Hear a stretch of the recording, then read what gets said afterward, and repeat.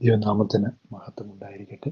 യേശുക്രിസ്തുവിൻ്റെ പുതിയ നിയമ രക്ഷയുടെ ഉപദേശം എന്ന വാട്സപ്പ് ഗ്രൂപ്പിൽ നിത്യജീവന്റെ മൊഴികൾ എന്ന വചന പരമ്പരയിൽ അടിയന് പ്രസംഗിക്കുവാൻ ദൈവം ഇടയാക്കിയ കൃപയ്ക്കായി നന്ദിയോടെ സ്തുതിക്കുന്നു.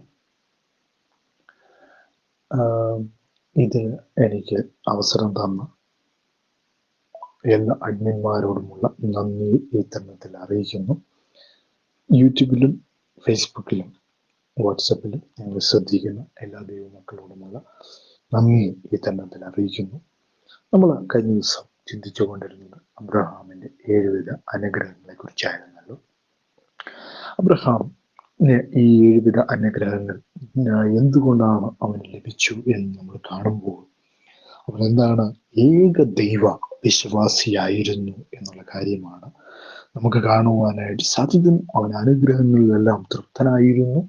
നമുക്കൊക്കെയും ഇല്ലാത്ത ഒരു അവസ്ഥയാണ് അനുഗ്രഹങ്ങളിലൊന്നും നമ്മൾ എന്താണ് തൃപ്തരല്ല എന്നുള്ള കാര്യം എന്ന് പറയുന്നത്.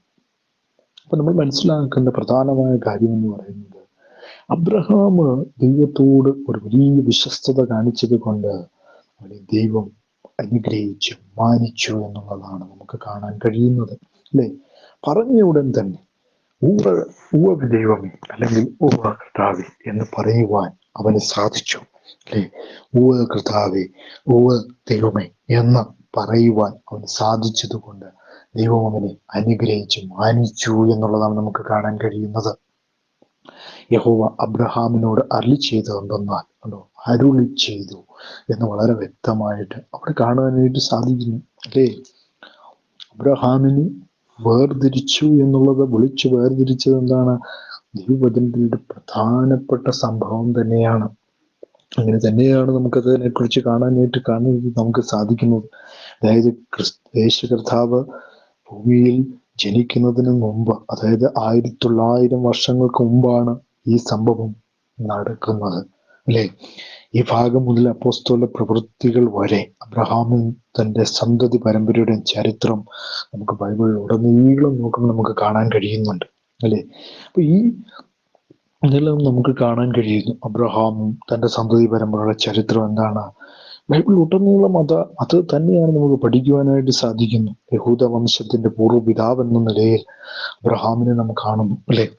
ദൈവത്തിൽ ആശ്രയിക്കുന്ന ഏവരുടെയും പിതാവായിട്ടാണ് അബ്രഹാമിനെ നമ്മൾ കാണുന്നത്. കാരണം എന്താണ്? അബ്രഹാം ദൈവത്തിന്റെ ദാസനായിരുന്നു. ദൈവം പറയുന്നത് അതുപോലെ അനുസരിക്കുവാൻ അവന് കഴിഞ്ഞു എന്നുള്ളതാണ്. അവൻ ദൈവത്തിൽ ആശ്രയിച്ച്, അതായത് അതുപോലെ തന്നെ എന്താണ്, അബ്രഹാമിനെ വലിയ വിശ്വാസത്തിലാണ് അത് സംഭവിച്ചത്. റോമർക്ക് എഴുതിയ ലേഖനമൊക്കെ നമ്മൾ പഠിക്കുമ്പോൾ റോമർക്ക് എഴുതിയ ലേഖനം 4-ാം അധ്യായം അതിന്റെ 11-ാമത്തെ വാക്യത്തിൽ നമ്മൾ വരുമ്പോൾ, റോമർ 4:11 വരുമ്പം അവിടെ ഇങ്ങനെ എഴുതിയിരിക്കുന്നത് നമുക്ക് കാണാൻ കഴിയുന്നുണ്ട്. 4:11 രേഖപ്പെടുത്തിയിരിക്കുന്നതാണ്: അഗ്രചർമ്മത്തിൽ വെച്ചുണ്ടായിരുന്ന വിശ്വാസം നീതിക്ക് മുദ്രയായി പരിച്ഛേദന എന്ന അടയാളം അവന് ലഭിച്ചത് അഗ്രചർമ്മത്തിന് വിശ്വസിക്കുന്നവർക്ക് കൂടാതെ നീതി കണക്കിടുവാൻ തക്കവണ്ണം താൻ അവർക്ക് എല്ലാവർക്കും പിതാവായി ഇരിക്കേണ്ടതിനും. പരിച്ഛേദന മാത്രമുള്ളവരല്ല, നമ്മുടെ പിതാവായ അബ്രഹാമിന് അഗ്രചർമ്മത്തിൽ വെച്ചുണ്ടായിരുന്ന വിശ്വാസത്തെ അനുഗമിക്കുന്നവരുമായ പരിച്ഛേദനക്കാർക്കും പിതാവായി ഇരിക്കേണ്ടതിന് തന്നെ എന്ന് പൗലോസ് അപ്പോസ്തലൻ റോമർക്ക് എഴുതിയ ലേഖനത്തിൽ വളരെ വ്യക്തമായിട്ട് രേഖപ്പെടുത്തിയിരിക്കുന്നു, അല്ലെ? 4:9 എഴുതിയിരിക്കുകയാണ്: അബ്രഹാമിന്റെ വിശ്വാസം നീതിക്കായി കണക്കിടുന്നു എന്നുള്ളതാണ് നാം കാണുന്നത്, അല്ലെ? പരിച്ഛേദനയിലും അഗ്രചർമ്മത്തിലും അല്ല, പരിച്ഛേദനയിലുമല്ല, അഗ്രചർമ്മത്തിൽ അത്രയെന്ന് അവിടെ രേഖപ്പെടുത്തിയിരിക്കുന്നത് നമുക്ക് കാണാനായിട്ട് സാധിക്കുന്നുവെന്നാണ്. 12 നമ്മൾ വീണ്ടും തിരിച്ചു വരുമ്പോൾ അവിടെ രേഖപ്പെടുത്തിയിരിക്കുകയാണ്: നീ നിന്റെ ദേശത്തെയും ചർച്ചക്കാരെയും പുതുഭവനത്തെയും വിട്ടു പുറപ്പെട്ട് ഞാൻ നിന്നെ കാണിപ്പാനിരിക്കുന്ന ദേശത്തേക്ക് പോവുക. അപ്പം കാണിപ്പാനിരിക്കുന്ന ദേശത്തേക്ക് അബ്രഹാം പോകുമ്പോൾ അബ്രഹാമിനത് നീതിയായി ദൈവം കണക്കിടുന്നു, അല്ലേ? ദൈവം എപ്പോഴെല്ലാം നീതിയായി കണക്കിടുന്ന ദൈവം അവനെ അനുഗ്രഹിക്കുന്ന കാഴ്ച നമുക്ക് കാണാനായിട്ട് സാധിക്കുന്നു എന്നാണ്, അല്ലെ? ഒരു ദേശം അവനായിട്ട് തന്നെ കാത്തിരിക്കുന്നു. ദൈവം ആ കാത്തിരിക്കുന്നതിന് വേണ്ടി ദൈവം ആ ഒരു വാഗ്ദത്തം അവന് നൽകുകയാണ്. ഏഴ് അനുഗ്രഹങ്ങൾ, അല്ലെ? ഏഴ് അനുഗ്രഹങ്ങൾ. വളരെ ഭാഗ്യവാൻ, ഭൂമിയിൽ വളരെയധികം ഭാഗ്യം ചെയ്തു എന്നുള്ളതാണ് അബ്രഹാമിനെ കുറിച്ച് നമുക്ക് കാണുവാനായിട്ട് സാധിക്കുന്നു, അല്ലെ? അവൻ ഹാരാനിൽ നിന്ന് പുറപ്പെടുമ്പോൾ അവൻ എങ്ങനെയായിരുന്നു എന്ന് നമ്മൾ കഴിഞ്ഞ ആഴ്ച പഠിച്ചു. എങ്ങനെയാണ് ചാർച്ചക്കാരെ വിട്ടു, പിതൃഭവനത്തെ വിട്ടു, ഞാൻ നിന്നെ കാണിപ്പായിരിക്കുന്ന ദേശത്തേക്ക് പോവുക. അവരെന്താണ്? അവിടെ ബഹുദൈവ വിശ്വാസമുള്ള സ്ഥലമാണ്, അല്ലെ? ഹാരാനെ കുറിച്ച് നമ്മൾ പഠിക്കുമ്പോൾ, തേരഖിന്റെ വംശത്തെ കുറിച്ച് പഠിക്കുമ്പോൾ, തേരഖായിരുന്നു അബ്രഹാമിന്റെ പിതാവ് എന്ന് പറയുന്നു, അല്ലേ? തേരഹിനെ കുറിച്ചൊക്കെ പഠിക്കുമ്പോൾ അയാളെ വിഗ്രഹം നിർമ്മിക്കുന്ന ഒരു വ്യക്തിയായിരുന്നു, അല്ലേ? അതായത് ഊർ എന്ന് പറയുന്ന സ്ഥലം ബാബിലോണിലെ ഒരു പട്ടണമാണ്, വിഗ്രഹാരാധന നിറഞ്ഞ സ്ഥലം. ചന്ദ്രനെ ആരാധിച്ചിരുന്നുവെന്ന് യോശുവയുടെ പുസ്തകം 24 അധ്യായം 2 വാക്യമൊക്കെ വായിക്കുമ്പം അവിടെ കാണാൻ കഴിയുന്നുണ്ട്. അപ്പോൾ ഇതിനെല്ലാം നമ്മൾ മനസ്സിലാക്കേണ്ട പ്രധാനമായ കാര്യം എന്താണ്? ഇന്ന സ്ഥലം മെച്ചപ്പൊട്ടുമി എന്നൊക്കെ നമ്മൾ പറയും. ചരിത്രകാരന്മാർ അങ്ങനെയൊക്കെയാണ് അതിനെക്കുറിച്ച് എഴുതിയിരിക്കുന്നത്, നമുക്ക് കാണാൻ കഴിയുന്നു. എന്താണ്?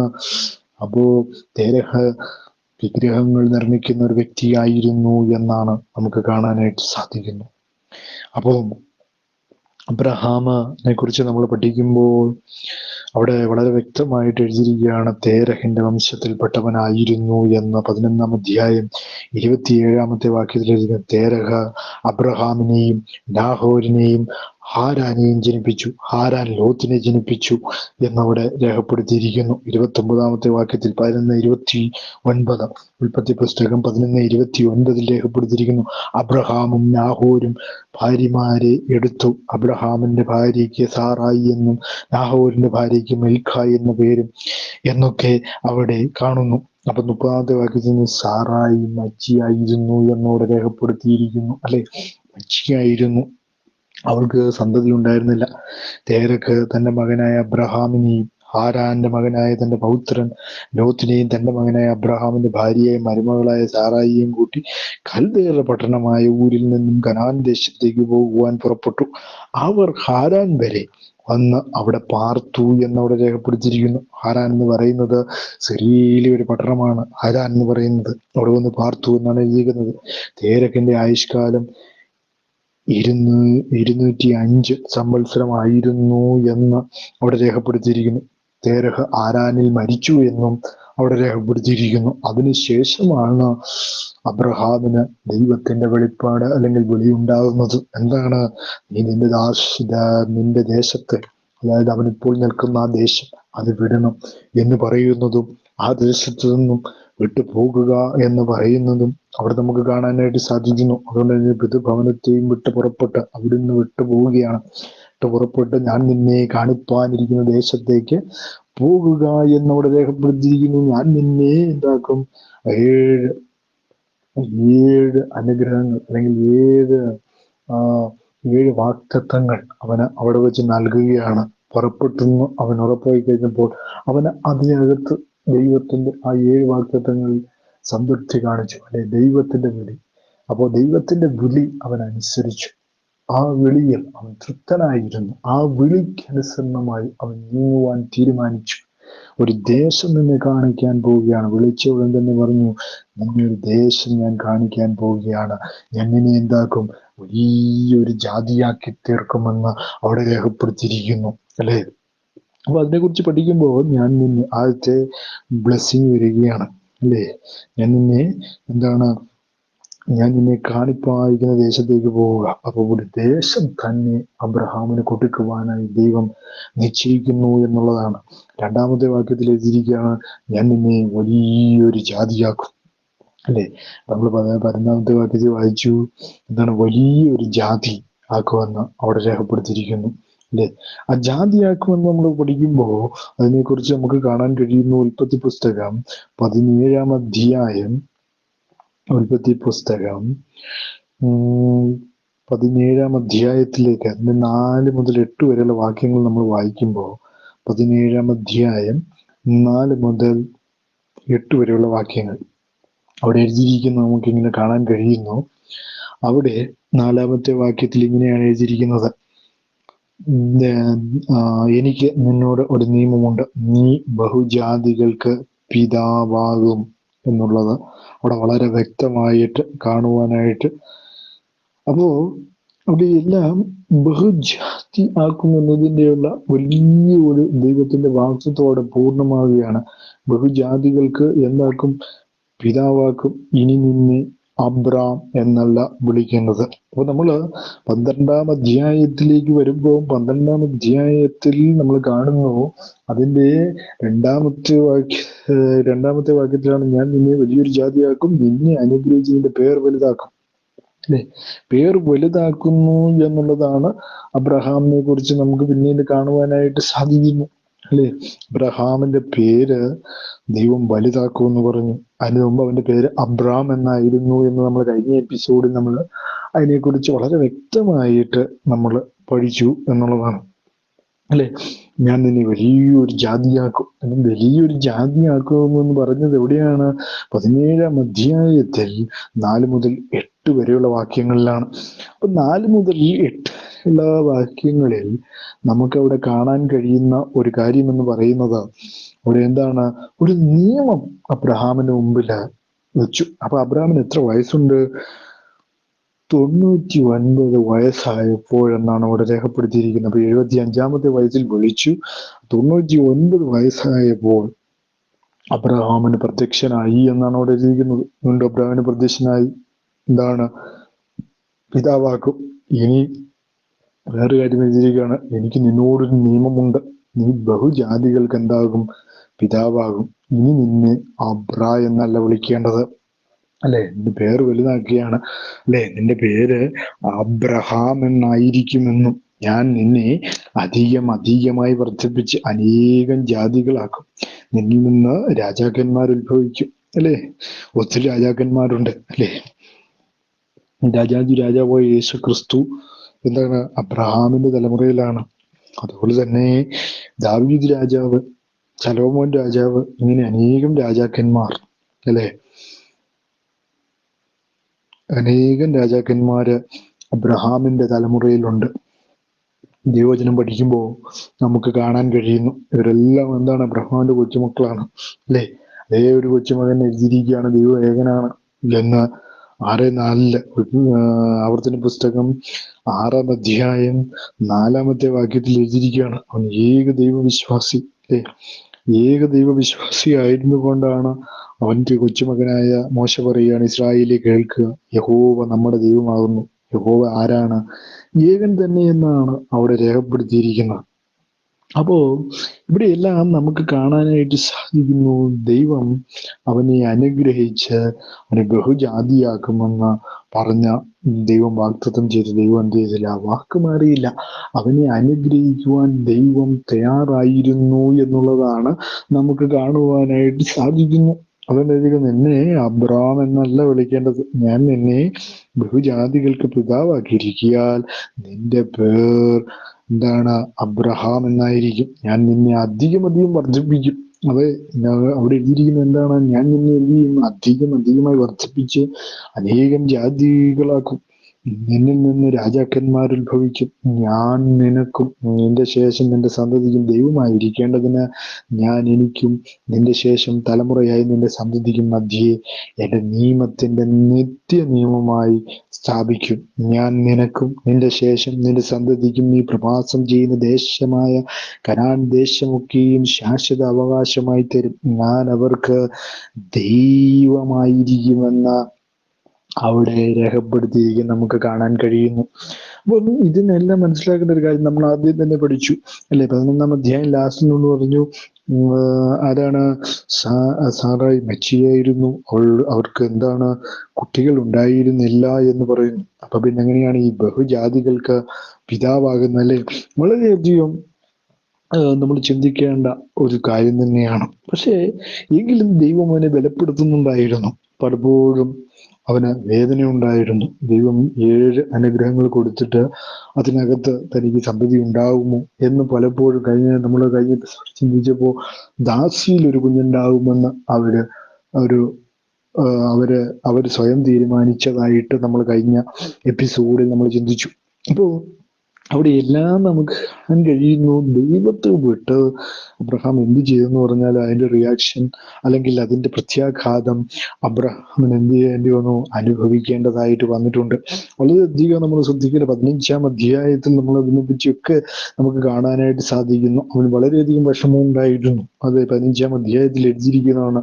15-ാം അധ്യായം 1-ാം വാക്യത്തിൽ എഴുതിയിരിക്കണം. അതിനുശേഷം അബ്രഹാമിന് ദർശനത്തിൽ യഹോവയുടെ അരുളപ്പാട് എന്താണ്, ദർശനം. അപ്പൊ ഈ ദൈവം എപ്പോഴും എന്ത് ചെയ്യുന്നു, അബ്രഹാമിനോട് സംസാരിക്കുന്ന ദൈവമാണ്, അല്ലേ? ദൈവം ഇപ്പോഴും അബ്രഹാമിനോട് ദർശനങ്ങളിലൂടെയും സ്വപ്നങ്ങളിലൂടെയും ഒക്കെ ദൈവം അവനോട് സംസാരിക്കുന്നുണ്ടായിരുന്നു. ഒരു ഭാഗ്യം തന്നെയല്ലേ? അവിടെ വളരെ വ്യക്തമായിട്ട് കാണുന്നു, യഹോവയുടെ അരുളപ്പാടുണ്ടായതിനാൽ അബ്രഹാമെ ഭയപ്പെടേണ്ട, എന്ത് ചെയ്ത്, ഭയപ്പെടാൻ പാടില്ല, അല്ലേ? ദൈവം അവനെ ബലപ്പെടുത്തുന്ന കാഴ്ച. എഴുതിയിരിക്കുകയാണ്, ഞാൻ നിന്റെ പരിചയമാണ്, നിന്റെ അതിമഹത്തായ പ്രതിഫലവുമാണ്, അല്ലേ? അബ്രഹാമിനെ സംബന്ധിച്ചിടത്തോളം അബ്രഹാം ആരായിരുന്നു എന്ന് വളരെ വ്യക്തമായിട്ട് നമുക്ക് കാണുവാനായിട്ട് സാധിക്കുന്നു. 13-ാം അധ്യായം, ഉൽപ്പത്തി പുസ്തകം 13-ാം അധ്യായം 2-ാമത്തെ വാക്യം വരുമ്പോൾ അവിടെ എഴുതിയിരിക്കുകയാണ്, കന്നുകാലി, വെള്ളി, പൊന്ന്, ഈ വകയിൽ അബ്രഹാം ബഹുസമ്പന്നനായിരുന്നു എന്നവിടെ രേഖപ്പെടുത്തിയിരിക്കുന്നു. അബ്രഹാം സമ്പന്നനായിരുന്നു, പക്ഷെ അവന് ദുഃഖമുണ്ട്. അവന് എന്താണ്, കുഞ്ഞുങ്ങൾ ഉണ്ടായിരുന്നില്ല. അതുകൊണ്ട് തന്നെ അവൻ എന്ത് പറഞ്ഞിരുന്നു, ശ്രദ്ധിക്കണം. അതിനുശേഷം എന്താണ്, ഞാൻ നിന്റെ പരിചയം അതിമഹത്തായ പ്രതിഫലവുമാകുന്നു. അപ്പൊ അബ്രഹാമിനെ ഒരു ദേശം കാണിക്കാമെന്ന് ദൈവം പറഞ്ഞു വാഗ്ദത്തം ചെയ്തു. ആ ദേശം അവന് കാണിച്ചു കൊടുക്കുമെന്ന് വാഗ്ദത്തം ചെയ്തു. അതെല്ലാം അവൻ ഉണ്ടായെങ്കിലും അവന്റെ ജീവിതത്തിൽ ഒരു ദുഃഖമുണ്ടായിരുന്നു. അവന് അവകാശികൾ ഉണ്ടായിരുന്നു. അതെപ്പോഴും അവൻ ദൈവത്തോട് പരാതി പറയുമായിരുന്നു. നമുക്ക് ശ്രദ്ധിക്കുമ്പോൾ കാണാം, കർത്താവായ യഹോവേ, നീ എനിക്ക് എന്ത് തരും? ഞാൻ മക്കളില്ലാത്തവനായി നടക്കുന്നുവല്ലോ. എന്റെ അവകാശി ദമശ്കേകാരനായ ഈ എലയാസർ അത്രേ എന്ന് പറഞ്ഞു. നീ എനിക്ക് സന്തതിയെ തന്നിട്ടില്ല. എന്റെ വീട്ടിൽ ജനിച്ച ദാസൻ എന്റെ അവകാശിയാകുന്നു എന്ന് അബ്രാം പറഞ്ഞു.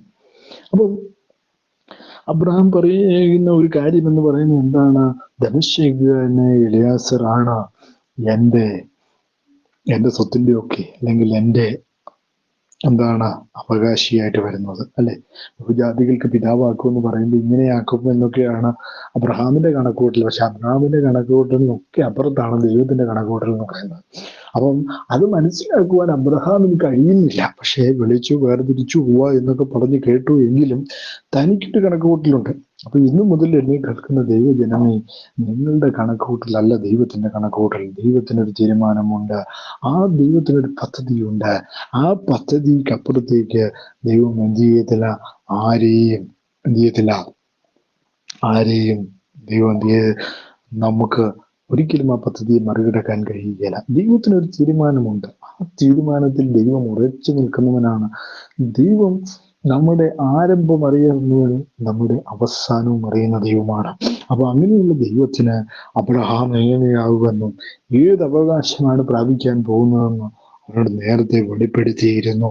വളരെ ശ്രദ്ധിക്കേണ്ട ഒരു കാര്യമാണ്, നീ എനിക്ക് സന്തതിയെ തന്നിട്ടില്ല. വളരെ വ്യക്തമായിട്ട് അബ്രഹാം ദുഃഖത്തോടെ പറയുകയാണ്. 4-ാം വാക്യത്തിലേക്ക് വരുമ്പോൾ അവിടെ എഴുതിയിരിക്കുകയാണ്, അവൻ നിന്റെ അവകാശിയാകുകയില്ല. അതായത് എലയാസർ നിന്റെ ഉദരത്തിൽ നിന്ന് പുറപ്പെടുന്നവൻ തന്നെ നിന്റെ അവകാശിയാകുമെന്ന് അവന് യഹോവയുടെ അരുളപ്പാടുണ്ടായി. അപ്പോൾ നമ്മൾ 17-ാം അധ്യായത്തിലേക്ക് വരുമ്പോൾ അവിടെ എഴുതിയിരിക്കുകയാണ്, അബ്രഹാമിന് 99 വയസ്സ്, അല്ലേ? അവിടെയും ദൈവം പ്രത്യക്ഷനാകുന്നു, ബഹുജാതികൾക്ക് പിതാവാക്കുന്നു എന്ന് അവിടെ രേഖപ്പെടുത്തിയിരിക്കുന്നു. അപ്പോൾ ഇതിനെല്ലാം നമ്മൾ മനസ്സിലാക്കുന്ന ഒരു കാര്യം, അബ്രഹാമിനോട് ദൈവം എപ്പോഴും ഒരു ബലപ്പെടുത്തൽ ദൈവം അവന്റെ മുമ്പിൽ നടത്തിയിരുന്നു. അതുകൊണ്ടാണ് 5-ാമത്തെ വാക്യത്തിൽ പിന്നെ അവനെ പുറത്തു കൊണ്ടുവന്നു. നീ ആകാശത്തിലേക്ക് നോക്കുക, നക്ഷത്രങ്ങളെ എണ്ണുവാൻ കഴിയുമെങ്കിൽ എണ്ണുക എന്ന് കൽപ്പിച്ചു. നിന്റെ സന്തതി ഇങ്ങനെയാകും എന്ന് അവനോട് കൽപ്പിച്ചു. അവൻ യഹോവയിൽ വിശ്വസിച്ചു, അത് അവന് നീതിയായി കണക്കിട്ടു എന്ന്, അല്ലെ? നീതിയായിട്ട് അവന് കണക്കിട്ടു. അപ്പൊ നീതി, അല്ലെ? അത് അവന് വിശ്വസിച്ചു, അവനത് വിശ്വസിച്ചു. അവന് നീതിയായിട്ട്. ഇതേ കാര്യം തന്നെ അപ്പോസ്തലനായ പൗലോസ് രേഖപ്പെടുത്തി വെച്ചിരിക്കുന്നത് നമുക്ക് കാണാൻ കഴിയുന്നുണ്ട്. അപ്പോൾ നീതി, ദൈവത്തിന് ഒരു പ്രത്യേകതയുണ്ട്. ദൈവം ഒരു കാര്യം നമ്മൾ ബലപ്പെടുത്തുമ്പോൾ നമ്മളെ ഒന്ന് പരീക്ഷിച്ച് നോക്കും. എന്താണ്? അവൻ എനിക്ക് വേണ്ടി നിൽക്കുന്നവനാണോ? അവൻ എന്നിൽ വിശ്വസിക്കുന്നവനാണോ? നമ്മുടെ ദൈവത്തിനൊരു പ്രത്യേകതയാണത്. കാരണം ദൈവം എപ്പോഴും ഒരാളെ വിശ്വസിക്കുവാൻ തുടങ്ങിയ നല്ലവണ്ണം വിശ്വസിക്കുന്ന ദൈവമാണ്. പക്ഷെ നമ്മളും എന്ത് ചെയ്യണം? വിശ്വസ്തയോടെ അവന് മുമ്പ് നീക്കണം. അതാണ് അവൻ ആഗ്രഹിക്കുന്നത്, അല്ലേ? അതുകൊണ്ടാണ് അബ്രഹാമിന് ജനഗ്രഹങ്ങൾ, ബഹുജാതികൾക്ക് പിതാവാകുവാൻ ദൈവം അവനെ ഒരുക്കി തീർത്തത് എന്ന് നമുക്ക് കാണാൻ കഴിയുന്നു.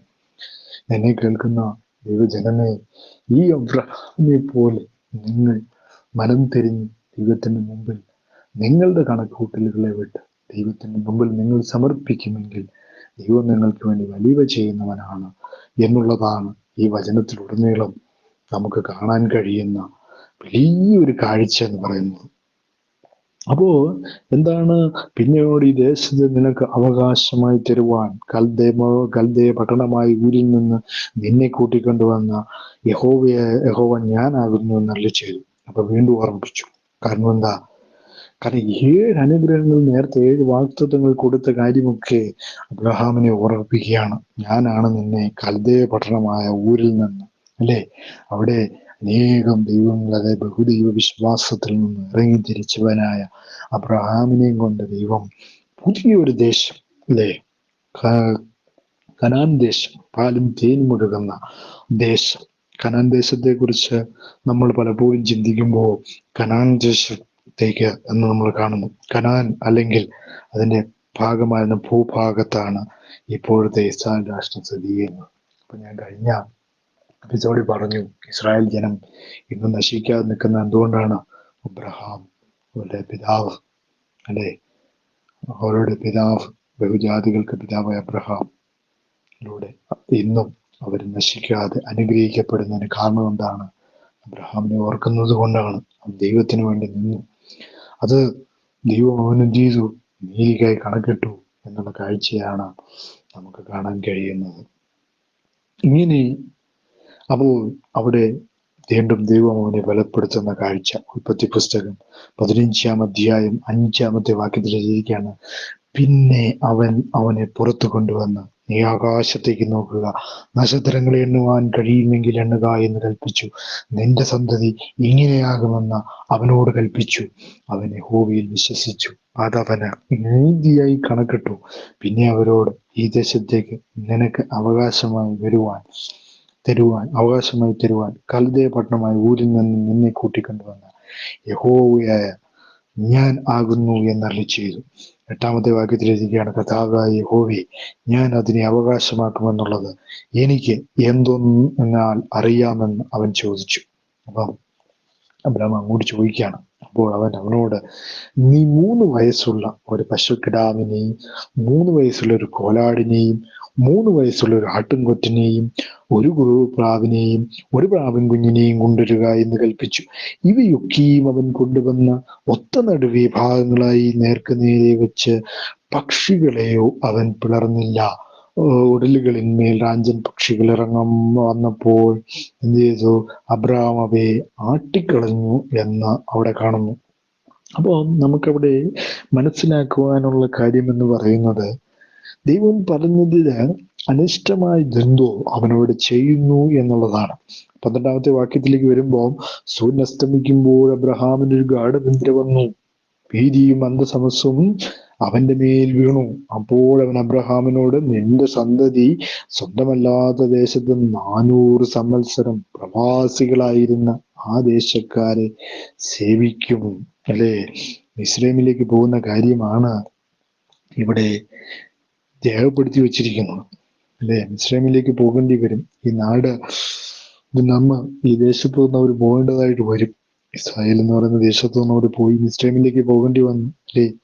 അവിടെ നിന്ന് ക്ഷാമമൊക്കെ വന്നു കഴിഞ്ഞപ്പോൾ അവർക്ക് മിസ്രൈമിലേക്ക് ഓടേണ്ടതായിട്ട് വന്നു. എന്തുകൊണ്ടാണ്? അബ്രഹാം ചെയ്തതിന്റെ തെറ്റ് അത് തലമുറയ്ക്ക് ദോഷമായിട്ട് വന്നു.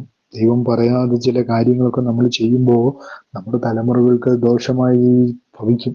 അതുകൊണ്ട് നമ്മൾ ദൈവത്തെ ഭയപ്പെടണം, ദൈവത്തിന്റെ വാക്കുകൾ അനുസരിക്കണം, ദൈവം പറയുന്ന പോലെ കേൾക്കണം. ചില കാര്യങ്ങൾ നമ്മുടെ കണക്ക് കൂട്ടലിനാണ് നമ്മൾ തിരിയുന്നെങ്കിൽ അബ്രഹാമിന്റെ അവസ്ഥ പോലെ ഒരു തലമുറയ്ക്ക് ദോഷം വരുവാനുള്ള സാധ്യതകൾ വളരെ കൂടുതലായ ഒന്ന് തന്നെയാണ്. അപ്പോ അവിടെ എല്ലാം നമുക്ക് മനസ്സിലാക്കുന്ന കാര്യമെന്ന് പറയുന്നത് എന്താണ്? ദൈവം അവനോട് കൽപ്പിച്ചതിന് വിപരീതമായി പല പല കാര്യങ്ങൾ ചെയ്തു, അല്ലെ? കള്ളത്തരം കാണിച്ചു. എവിടെയാണ് കള്ളത്തരം കാണിച്ചത്? നമ്മൾ കഴിഞ്ഞ പഠിച്ചു, അല്ലെ? സഹോദരിയാണ് സാറ എന്ന് പറഞ്ഞുകൊണ്ട് രാജാവിന്റെ മുമ്പിൽ കള്ളത്തരം പറഞ്ഞു. ഇങ്ങനെ പല കാര്യങ്ങളും ദൈവത്തിന് അനിഷ്ടമായതൊക്കെ അബ്രഹാം ചെയ്യുന്നുണ്ടായിരുന്നു ഇതിനിടയിൽ തന്നെ. 16 അധ്യായത്തിലേക്ക് വരുമ്പോൾ അതിന്റെ 1-ാമത്തെ വാക്യത്തിൽ എഴുതിയിരിക്കുകയാണ്, അബ്രഹാമിന്റെ ഭാര്യയായ സാറായി മക്കളെ പ്രസവിച്ചിരുന്നില്ല, എന്നാൽ അവൾക്ക് ഹഗാർ എന്നു പേരുള്ളൊരു ദാസി ഉണ്ടായിരുന്നു. കഴിഞ്ഞ എപ്പിസോഡിൽ അതിനെ കുറിച്ച് പഠിച്ചതാണ്, അല്ലെ? അപ്പൊ അബ്രഹാം അടുത്ത തെറ്റ് കാണിക്കാൻ പോവാണ്. ദൈവം ബഹുജാതിയാക്കുമെന്ന് പറഞ്ഞു. കഴിഞ്ഞ വാക്യത്തിൽ നമ്മൾ എന്താണ് കണ്ടത്? എന്താണ്? നീ ആകാശത്തിലേക്ക് നോക്കുക, നക്ഷത്രങ്ങളെ എണ്ണാൻ കഴിയുമെങ്കിൽ എണ്ണുക എന്ന് കൽപ്പിച്ചു. നിന്റെ സന്തതി ഇങ്ങനെയാകുമെന്ന് അവനോട് കൽപ്പിച്ചു, അല്ലേ? അപ്പം ഇതെല്ലാം ഇങ്ങനെ ഓരോ ഉദാഹരണങ്ങൾ കൊടുത്ത് അവനെ ബലപ്പെടുത്തിയിട്ടും അവൻ വീണ്ടും അവന് വേണ്ടി ഭാര്യയും കൂടി ആലോചിച്ചിട്ട് അടുത്ത പരിപാടി ചെയ്യാൻ പോവാണ്. ശ്രദ്ധിക്കണം, എന്താണ്? അബ്രഹാമിന്റെ ഭാര്യയായ സാറായി മക്കളെ പ്രസവിച്ചിരുന്നില്ല. നമ്മൾ ആദ്യം തന്നെ അത് പറഞ്ഞു. എന്താണ്? എന്നാൽ അവൾക്ക് ഒരു ഹഗാർ എന്നു പേരുള്ള ഒരു മിസ്രൈമി ദാസി ഉണ്ടായിരുന്നു, അല്ലേ? അപ്പൊ ദൈവം എന്ത് ചെയ്തിരിക്കുകയാണ്? വാഗ്ദത്തം ചെയ്തിരിക്കുകയാണ്, നിനക്കൊരു സന്തതി ഉണ്ടാവും. എന്ത് ചെയ്തു? അപ്പൊ സ്വന്തം രീതിയില് ദൈവം തനിക്ക് നൽകിയ വാഗ്ദത്തം സ്വന്തം രീതിയിൽ നിറവേറ്റാനായിട്ട് ശ്രമിക്കുകയാണ് അബ്രഹാം. അവിടെയും തെറ്റ് ചെയ്യാനുള്ള ശ്രമങ്ങള് വർദ്ധിക്കുകയാണ്. ദൈവം മുമ്പാകെ താഴ്മയോടും വിനയത്തോടും കാത്തിരിക്കുന്നതിന് പകരമായിട്ട് എന്ത് ചെയ്തു? സാറായിയും വാക്ക് കേൾക്കാതെ ദൈവ ശബ്ദം നിരാകരിക്കുകയാണ് അവിടെ ഉണ്ടായത്. അബ്രഹാമിന് സാറയ്ക്ക് എന്താണ്? പിന്നീട് അത് എന്ത് ചെയ്തു? വിഷമമായിട്ട് മാറും എന്നുള്ള കാര്യം ഉറപ്പാണ്, അല്ലേ? അതെന്താണ്? അവിടെ എല്ലാം നമുക്ക് കാണുവാനായിട്ട് സാധിക്കുന്നത് എന്താണ്? പടിഞ്ഞാറ് ഏഷ്യയുടെ ചരിത്രം മുഴുവൻ നമ്മൾ പഠിക്കുമ്പോൾ അതിനെ എന്ത് ചെയ്യുന്നു? അത് ആഴത്തിൽ സ്വാധീനിക്കുന്നു എന്നുള്ളതാണ്. ഹഗാറിൽ കൂടി എന്താണ് ഉണ്ടായ സന്തതിയെ ഇസ്മായേൽ എന്ത് ചെയ്യുന്നു? അറബി രാജ്യത്തെ 12 പ്രഭുക്കന്മാരുടെ പിതാവായി തീരുന്നു. ഇസ്മായേലിന്റെ പിൻഗാമികളായ അവർ ഒന്നും ഇസ്ഹാക്കിന്റെ തലമുറയുമായിട്ട് എന്ത് ചെയ്തു? എപ്പോഴും വഴക്ക് കൂടുന്നവരായിരുന്നു. അത് എപ്പോഴും നമുക്ക് കാണാനായിട്ട് സാധിക്കുന്നു. ഉൽപ്പത്തി പുസ്തകം 21-ാം അധ്യായം 1 മുതൽ 3 വരെയുള്ള വാക്യങ്ങൾ വായിക്കുമ്പോൾ നമുക്ക് അവിടെ കാണാൻ കഴിയുന്നുണ്ട്. അവരെന്ത് ചെയ്യുന്നു? വഴക്ക് കൂടും, തമ്മിലിങ്ങനെ ശബ്ദമടിക്കുക അല്ലെങ്കിൽ വഴക്ക് കൂടുന്നവരായിരുന്നു എന്ന് കാണുവാനായിട്ട് സാധിക്കുന്നു. അപ്പൊ ദൈവത്തിന്റെ പദ്ധതികളും പ്ലാനുകളും നമ്മളായിട്ട് തീരുമാനിച്ച് നമ്മൾ തന്നെ ഏറ്റെടുത്ത് കഴിഞ്ഞാൽ അത് തലമുറകൾക്ക് ദോഷമാകുവാൻ സാധ്യതയുണ്ട്. അവർ ചെയ്ത തെറ്റെന്താണ്? അവിടെ കാണുന്ന നമ്മൾ വായിക്കുമ്പോൾ അവിടെ എഴുതിയിരിക്കുകയാണ്, സാറായി അബ്രഹാമിനോട്, ഞാൻ പ്രസവിക്കാതിരിപ്പാൻ ഈ യഹോവ എന്റെ ഗർഭം അടച്ചിരിക്കുന്നുവല്ലോ, അല്ലെ? യഹോവ എന്ത് ചെയ്തേക്കാണ്? അവളുടെ ഗർഭം അടച്ചിരിക്കുകയാണ്. പറഞ്ഞ സത്യമാണ്. കാലം അവൾക്ക് കുട്ടികളില്ലായിരുന്നു, മച്ചി എന്നായിരുന്നു അവളുടെ പേര്. അതുകൊണ്ട് തന്നെയും അവൾക്ക് എന്താണ്? കുട്ടികളുണ്ടായിരുന്നില്ല എന്ന് അവിടെ കാണുന്നു. അപ്പൊ എന്താണ് അടുത്ത വാക്യത്തിൽ എഴുതിയിരിക്കുന്നത്?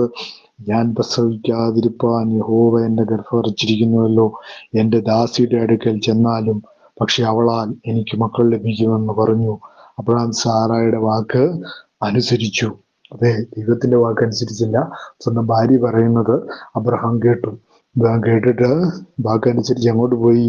അബ്രഹാം കനാൻ ദേശത്ത് പാർത്ത് 10 സംവത്സരം കഴിഞ്ഞപ്പോൾ അബ്രഹാമിന്റെ ഭാര്യയായ സാറായി മിസ്രയീം ദാസിയായ ഹഗാറിനെ തന്റെ ഭർത്താവായ അബ്രഹാമിന് ഭാര്യയായിട്ട് കൊടുത്തു എന്നവിടെ കാണുന്നു. അവൻ ഹഗാറിന്റെ അടുക്കൽ ചെന്നു, അവൾ ഗർഭം ധരിച്ചു. താൻ ഗർഭം ധരിച്ചു എന്നവൾ കണ്ടപ്പോൾ യജമാനത്തി എന്താണ്?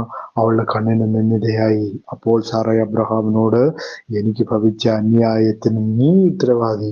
ഞാൻ എന്റെ ദാസിയെ നിന്റെ മാർഗത്തിൽ തന്നു, എന്നാൽ താൻ ഗർഭം ധരിച്ചു എന്ന് അവൾ കണ്ടപ്പോൾ ഞാൻ അവളുടെ കണ്ണിന് നിന്ദിതയായി.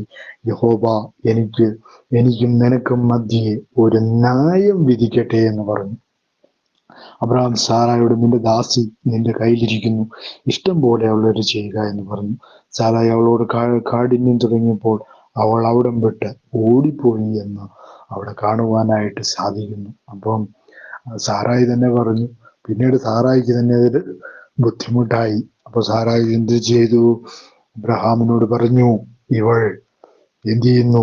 എന്റെ നേരെ തിരിയുന്നു. അതായത് അവർ തമ്മി കാരണം അവകാശത്തിന് പിടിവലി ഉണ്ടാകാൻ തുടങ്ങിക്കാണും. അപ്പോൾ എന്ത് സംഭവിച്ചു? അബ്രഹാം എന്ത് ചെയ്തു? അവിടെ സാറ നിന്റെ ഇഷ്ടം പോലെ അവളോട് ചെയ്യുക എന്ന് അബ്രഹാം സാറായോട് പറഞ്ഞു. അവൾ കാഠിന്യം തുടങ്ങിയപ്പോൾ അവൾ എന്ത് ചെയ്തു?